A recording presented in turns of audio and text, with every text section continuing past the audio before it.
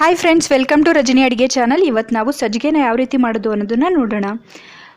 ವರಮಹಾಲಕ್ಷ್ಮಿ ಹಬ್ಬ ಹತ್ರ ಬರುತ್ತಿರೋದ್ರಿಂದ ಎಲ್ಲರ ಮನೆಯಲ್ಲೂ ಸಜ್ಜಿಗೆ ಪ್ರಸಾದಕ್ಕೆ ಮಾಡ್ತಾರೆ. ಆ ಸಜ್ಜಿಗೆನ ಯಾವ ರೀತಿ ಮಾಡೋದು ಅನ್ನೋದನ್ನು ತೋರಿಸ್ತಿದ್ದೀನಿ. ಪರ್ಫೆಕ್ಟಾಗಿ ತುಂಬಾ ಚೆನ್ನಾಗಿರುತ್ತೆ, ಟೇಸ್ಟಿಯಾಗಿರುತ್ತೆ. ತಿಂದರೆ ಒಂದು ಸತಿ ತಿಂದರೆ ಮತ್ತೆ ಮತ್ತೆ ತಿನ್ನಬೇಕು ಅನಿಸುತ್ತೆ. ಈಗ ಇಂಗ್ರೀಡಿಯೆಂಟ್ಸ್ ನೋಡೋಣ. ನಾನು ಅರ್ಧ ಕಪ್ಪು ತುಪ್ಪ ತೊಗೊಂಡಿದ್ದೀನಿ, ರವೆ 1 ಕಪ್ಪು, ಸಕ್ಕರೆ 1 ಕಪ್ಪು, ಗೋಡಂಬಿ ದ್ರಾಕ್ಷಿ ನಿಮಗೆ ಎಷ್ಟು ಹಾಕಬೇಕು ಅನಿಸುತ್ತೋ ಅಷ್ಟು ಹಾಕಿ. ಗೋಡಂಬಿ ದ್ರಾಕ್ಷಿ ತಿನ್ನೋದ್ರ ಮೇಲೆ ಡಿಪೆಂಡು. 1 ಕಪ್ಪು ಹಾಲು. ಒಂದೇ ಕಪ್ಪಲ್ಲಿ ಎಲ್ಲದನ್ನು ಮೆಷರ್ ಮಾಡಿ ತೊಗೊಳ್ಳಿ, ಇಲ್ಲಾಂದರೆ ಹೆಚ್ಚು ಕಮ್ಮಿ ಆದರೆ ಸರಿಯಾಗಿ ಬರೋದಿಲ್ಲ. 1 ಕಪ್ಪು ನೀರು. ಹಾಲು ಮತ್ತು ನೀರನ್ನ ಒಂದು ಪಾತ್ರೆಗೆ ಹಾಕಿ ಬಿಸಿ ಆಗೋದಕ್ಕೆ ಒಂದು ಸ್ಟವ್ ಮೇಲೆ ಇಡ್ತಿದ್ದೀನಿ. ಚೆನ್ನಾಗಿ ಉಕ್ಕಿ ಬರಬೇಕದು. ಇನ್ನೊಂದು ಕಡೆ ನಾನು ಒಂದು ಪಾತ್ರೆ ಇಟ್ಟು ತುಪ್ಪ ಹಾಕಿ ರವೆನ ಹುರ್ಕೋತೀನಿ. ರವೆನ ಚೆನ್ನಾಗಿ ಹುರ್ಕೋಬೇಕು. ಸ್ವಲ್ಪ ಲೋ ಫ್ಲೇಮಲ್ಲಿ ಹುರ್ಕೊಳ್ಳಿ. ಉರಿ ಜಾಸ್ತಿ ಆದರೆ ರವೆ ಎಲ್ಲ ಸೀದೋಗೋ ಚಾನ್ಸಸ್ ಇರುತ್ತೆ, ಸೀದೋದ್ರೆ ಚೆನ್ನಾಗಿರೋದಿಲ್ಲ. ಫಸ್ಟು ಗೋಡಂಬಿ ದ್ರಾಕ್ಷಿನ ಹುರ್ಕೋತಿದ್ದೀನಿ ನಾನು. ಗೋಡಂಬಿ ದ್ರಾಕ್ಷಿನ ಹುರ್ಕೊಂಡು ಒಂದು ಬಟ್ಲಿಗೆ ತೆಗೆದಿಟ್ಕೊಳ್ಳಿ. ನೋಡಿ ಎಲ್ಲ ದಪ್ಪ ಆಗ್ತಿದೆ, ಕಲರ್ ಚೇಂಜ್ ಆಗಿದೆ. ಹಾಲು ನೋಡಿ, ಹಾಲು ಉಕ್ಕು ಬರ್ತಿದೆ. ಸೊ ನಾನು ಹಾಲನ್ನ ಇಳಿಸಿಟ್ಕೊಂಡಿದ್ದೀನಿ. ನೋಡಿ, ಗೋಡಂಬಿ ದ್ರಾಕ್ಷಿನೆಲ್ಲ ಒಂದು ಬೌಲಿಗೆ ತೆಗೆದಿಟ್ಕೊಂಡಿದ್ದೀನಿ.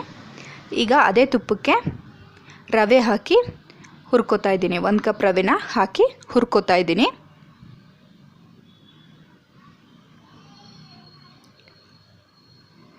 ರವೆನ ಚೆನ್ನಾಗಿ ಹುರ್ಕೊಳ್ಳಿ.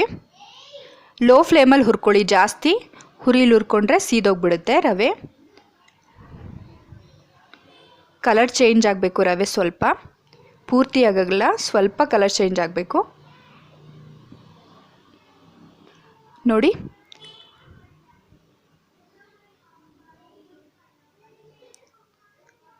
ಒಂದು 3 ರಿಂದ 4 ನಿಮಿಷ ಟೈಮ್ ತೊಗೊಳುತ್ತೆ.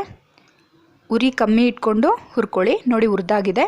ಈಗ ಹಾಲನ್ನು ಸ್ವಲ್ಪ ಸ್ವಲ್ಪನೇ ಹಾಕಿ ತಿರುಗಿಸ್ತಾನೆ ಇರಬೇಕು, ಇಲ್ಲಾಂದರೆ ಗಂಟಾಗುತ್ತೆ.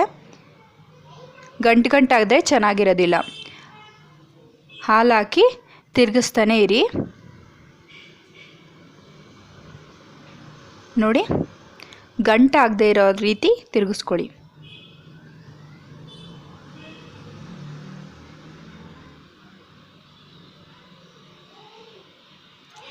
ರವೆ ಎಲ್ಲ ಹತ್ತಿರ ಬರ್ತಿದೆ. ಈಗ ತುಪ್ಪನ ಹಾಕಿ ಸ್ವಲ್ಪ ಸ್ವಲ್ಪ ಮಿಕ್ಸ್ ಮಾಡ್ಕೊಂಡು ಹೋಗಿ ತುಪ್ಪನ. ನೀವು ತುಪ್ಪ ಇನ್ನೂ ಜಾಸ್ತಿ ಬೇಕು ಅಂದರೆ ಪ್ರಸಾದಕ್ಕೆ 1 ಕಪ್ ಬೇಕಾದರೂ ಹಾಕ್ಬೋದು. ತುಪ್ಪ ಹಾಕಿದಷ್ಟು ಟೇಸ್ಟ್ ಚೆನ್ನಾಗಿರುತ್ತೆ. ತಿರುಗಿಸ್ತಾ ಇರಿ ಕೈಯಲ್ಲಿ.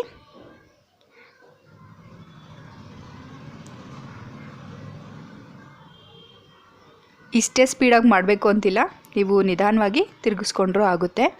ನಾನು ವಿಡಿಯೋನ ಫಾರ್ವರ್ಡ್ ಮಾಡಿದ್ದೀನಿ, ಅದರಿಂದ ನಿಮಗೆ ಸ್ಪೀಡಾಗಿ ತೋರಿಸ್ತಾ ಇದ್ದೀನಿ. ತುಪ್ಪ ಹಾಕಾಯಿತು. ಇವಾಗ ಸಕ್ಕರೆನ ಹಾಕ್ತಿದ್ದೀನಿ. ಸಕ್ಕರೆ ಹಾಕಿ ಅದನ್ನು ಕಲಿಸ್ಕೊಳ್ಳಿ. ಗಂಟಾಗದ ರೀತಿ ಕಲಿಸ್ಬೇಕು ನೀವು. ಸ್ವಲ್ಪ ಟೈಮ್ ಹಿಡಿಯುತ್ತೆ, ಆದರೂ ನಿಧಾನವಾಗಿ ಕಲಿಸ್ಕೊಳ್ಳಿ. ತುಂಬಾ ಟೇಸ್ಟಿಯಾಗಿರುತ್ತೆ ಮಾತ್ರ.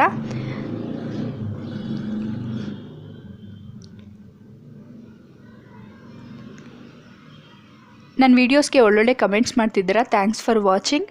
ಇದೇ ರೀತಿ ನನ್ನ ವೀಡಿಯೋಸ್ನ ಸಪೋರ್ಟ್ ಮಾಡಿ. ನಿಮಗೆ ಯಾವ ರೀತಿ ವೀಡಿಯೋಸ್ ಬೇಕು ಅನ್ನೋದನ್ನು ದಯವಿಟ್ಟು ಕಮೆಂಟ್ ಮಾಡಿ. ಮತ್ತು ಈ ವಿಡಿಯೋ ನಿಮಗೆ ಇಷ್ಟ ಆದರೆ ಲೈಕ್ ಮಾಡಿ, ಶೇರ್ ಮಾಡೋದನ್ನು ದಯವಿಟ್ಟು ಮರಿಬೇಡಿ. ನನ್ನ ಚಾನಲ್ನ ಸಬ್ಸ್ಕ್ರೈಬ್ ಮಾಡೋದನ್ನು ದಯವಿಟ್ಟು ಮರಿಬೇಡಿ. ನೋಡಿ, ಸಕ್ಕರೆ ಎಲ್ಲ ಕರಗಿದೆ. ತಳ ಬಿಡಬೇಕು, ಅಲ್ಲಿವರೆಗೂ ನೀವು ತಿರುಗಿಸ್ತಾ ಇರಿ. ನಿಧಾನವಾಗಿ ತಿರುಗಿಸ್ಕೊಳ್ಳಿ, ಸ್ಪೀಡಾಗೆ ತಿರುಗಿಸ್ಬೇಕು ಅಂತೇನಿಲ್ಲ. ಗಂಟಾಗದೇ ಇರೋ ರೀತಿ. ಆಲ್ಮೋಸ್ಟ್ ಆಗಿದೆ ನೋಡಿ, ತಳ ಬಿಡ್ತಿದೆ. ತುಪ್ಪ ಎಲ್ಲ ಸಪ್ರೇಟ್ ಆಗ್ತಾ ಇರುತ್ತೆ. ಪ್ರಸಾದ ರೆಡಿಯಾಗಿದೆ ನೋಡಿ, ತಳ ಬಿಡ್ತಾ ಇದೆ. ಇವಾಗ ಗೋಡಂಬಿ ದ್ರಾಕ್ಷಿನ ಸಹ ನೀವು ಹಾಕಿ ನೋಡಿ, ಈ ರೀತಿ ತಳ ಬಿಡ್ತಾ ಇರುತ್ತೆ. ಆವಾಗ ನಿಮಗೆ ಸಜ್ಜಿಗೆ, ಕೇಸರಿಬಾತು ಮತ್ತು ಪ್ರಸಾದ ರೆಡಿಯಾಗಿದೆ. ಇದನ್ನು ಸರ್ವ್ ಮಾಡಿದ್ರೆ ತುಂಬಾ ಚೆನ್ನಾಗಿರುತ್ತೆ. ಉಂಡೆ ಉಂಡೆ ಮಾಡಿ ಪ್ರಸಾದ ಎಲ್ಲರಿಗೂ ಕೊಟ್ಟರು ತುಂಬ ಚೆನ್ನಾಗಿರುತ್ತೆ. ಮತ್ತಿನ್ನೊಂದನ್ನು ಕೇಳಿ ಇಸ್ಕೊಂಡು ತಿನ್ನೋಷ್ಟು ಚೆನ್ನಾಗಿರುತ್ತೆ. ನನ್ನ ವೀಡಿಯೋಸ್ ನಿಮಗೆ ಇಷ್ಟ ಆದರೆ ನನ್ನ ಚಾನಲ್ನ ಲೈಕ್ ಮಾಡಿ, ಶೇರ್ ಮಾಡಿ ಮತ್ತು ಸಬ್ಸ್ಕ್ರೈಬ್ ಮಾಡೋದನ್ನು ದಯವಿಟ್ಟು ಮರಿಬೇಡಿ. ಹೇಗಿತ್ತು ಪ್ರಸಾದ ಅನ್ನೋದನ್ನು ನೀವು ಮನೇಲಿ ಮಾಡಿ ನನಗೆ ಕಮೆಂಟಲ್ಲಿ ತಿಳಿಸಿ. ನಾನು ನಿಮ್ಮ ಕಮೆಂಟ್ಸ್ಗೋಸ್ಕರ ವೆಯ್ಟ್ ಮಾಡ್ತಾ ಇರ್ತೀನಿ. ನೆಕ್ಸ್ಟ್ ವೀಡಿಯೋದಲ್ಲಿ ಹೊಸ ರೆಸಿಪಿ ಜೊತೆ ನಾನು ನಿಮ್ಮನ್ನ ಸಿಗ್ತೀನಿ. Thanks for watching.